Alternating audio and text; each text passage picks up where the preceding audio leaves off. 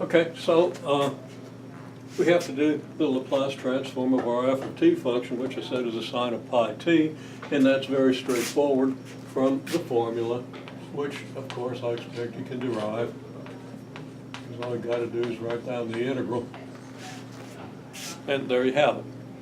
Okay, now for the cosine of 2 pi t plus pi over 4, you don't have a formula for the cosine of omega t plus phi, okay? You only have a formula for cosine of omega t or the sine of omega t. So, well, we can apply the sum of two angles formula here, which we can derive from Euler's identity or memorize, or at least know that it's either cosine cosine minus sine sine or 2 sine cosine, and check it out with some revealing angles.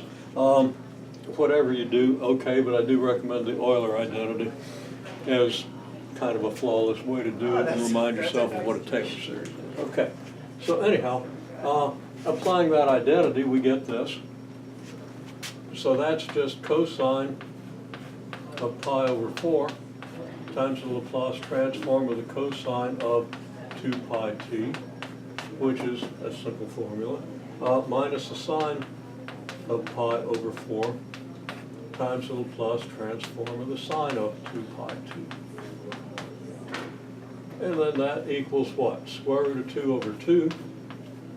And both of these, the sine and the cosine, are both equal to square root of 2 over 2. Generally, they would be different, and I probably should have chosen pi over 3 or pi over 6, just to make it more general. But you can deal with that. You know what to do. And then Laplace transform of the cosine of 2 pi t is s squared over s squared plus pi squared.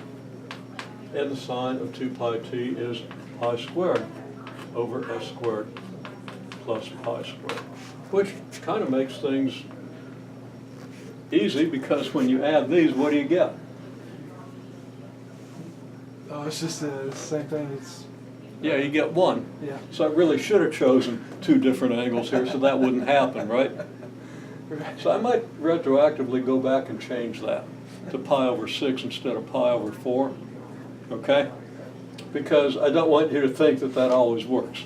Right. Actually, no, I'll just assign that one for homework. Change it to pi over 6 so you convince yourself of what happens there. It'll be a little different. Okay, well, anyhow, well, here we have it. Okay? And in this case, unintentionally, but inevitably, we get a kind of an oversimplified result here. Okay? So,